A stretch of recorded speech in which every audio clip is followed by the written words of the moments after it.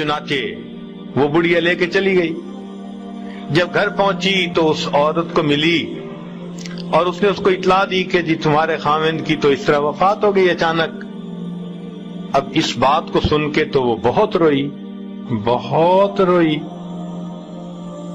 جب کافی رو لیا، تھوڑا صبر ہوا، تو اس وقت اس بڑھیا نے اس کو کہا کہ دیکھو اس کی جو پہلی بیوی ہے نا، اس کے حصے میں 4 بوریاں آئی تھیں، مگر اس کو پتہ چل گیا تھا کہ تم بھی اس کی بیوی ہو، لہذا اس نے 2 بوریاں تمہارا حصہ تمہیں بھیجا ہے.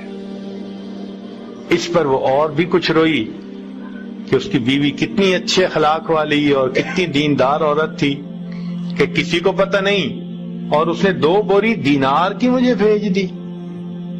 تو پھر جب رو کے تھوڑا صبر ہوا تو کہنے لگی کہ اچھا میں بھی آپ کو اجرت دوں گی، آپ یہ 2 بوریاں لے جائیں اور اس پہلی کو واپس پہنچا دیں.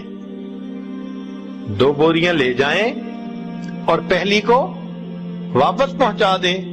اس نے کہا کیوں؟ کہنے لگی اس لیے کہ لاسٹ ٹائم میرا خاوند جب یہاں سے جدا ہونے لگا تھا، کوئی تکرار ہو گئی تھی، ایکسچینج آف ورڈز ہو گئے تھے، جس پر اس نے مجھے طلاق دے دی تھی، اور یہ بات میرے سوا کوئی نہیں جانتا. میں اس کی بیوی نہیں ہوں، لہذا یہ دینار کی بوریاں پہلے کا حق بنتا ہے. تصور کر سکتے ہیں ہم کہ انسان اتنا بھی عظیم بن جاتا ہے، ایسے فرشتہ صفت بن جاتا ہے، اس کے اخلاق میں، معاملات میں اتنی پاکیزگی آ جاتی ہے. اللہ اکبر کبیرہ. یہ دین اسلام کا حسن ہے کہ ایمان بندے کے اندر جب بھرتا ہے تو یہ دیکھنے میں انسان ہوتا ہے، حقیقت میں یہ فرشتوں سے بھی آگے بڑھ جاتا ہے. فرشتوں کو دکھانا تھا، بشر ایسے بھی ہوتے ہیں.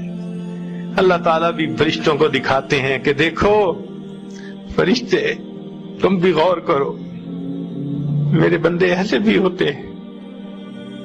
سبحان. من کو صاف کر دیا، تن کو صاف کر دیا. تو اس ایمان کو ہم مضبوط کرنے کی کوشش کریں.